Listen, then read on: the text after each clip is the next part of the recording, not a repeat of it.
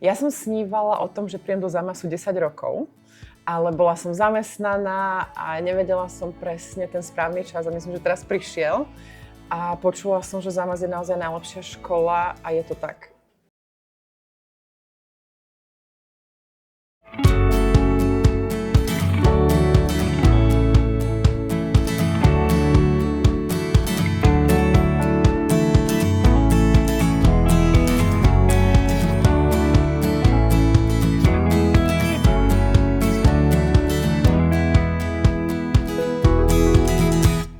Čo ťa priviedlo k tomu, že práve v Zamase budeš absolvovať masážny kurz? No, počul som referencie od viacerých ľudí, že je to najlepšia škola na Slovensku, čo sa týka kurzov, čiže to bol hlavný dôvod.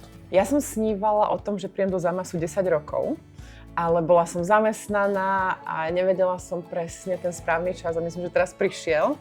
A počula som, že Zamas je naozaj najlepšia škola a je to tak. Ty si z Ukrajiny. Prečo si sa rozhodla, že chceš sa učiť tu, v Zamase?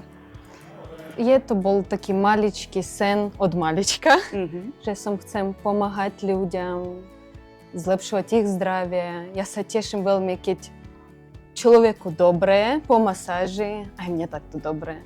A práve Zamas, lebo tu je taký prístup, pre mňa bolo najdôležitejšie, aby mňa vysvetlili tak, aby som to pochopila. A tu je úžasní lektori, ktorí takto mne vykycajú a ja to uložím v hlave tak, ako mne to vyhovuje.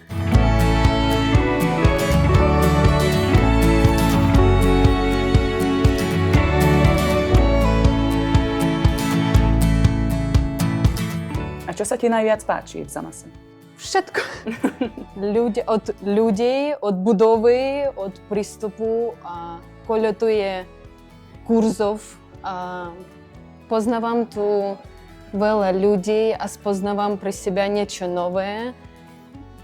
Chcem zamierať sa aj najďalej a pokračovať v tomto.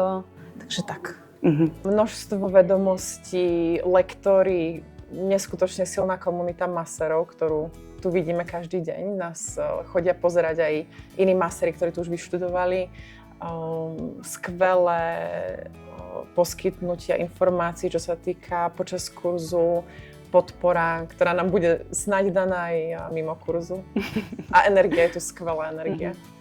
Tak máte veľmi dobrú atmosféru tu. Áno, je to sranda. Je to sranda. Áno. Najviac sa mi páči asi to prostredie, taká ľudskosť, kolektív, ale všeobecne by som asi povedal to najdôležitejšie, to, prečo sme tu, čiže čo sa týka vlastne teórie masáží alebo aj praxe masáží, čiže to asi to usporiadanie a celkovo ako ten kurz prebieha, tá forma toho kurzu. A aká je atmosféra?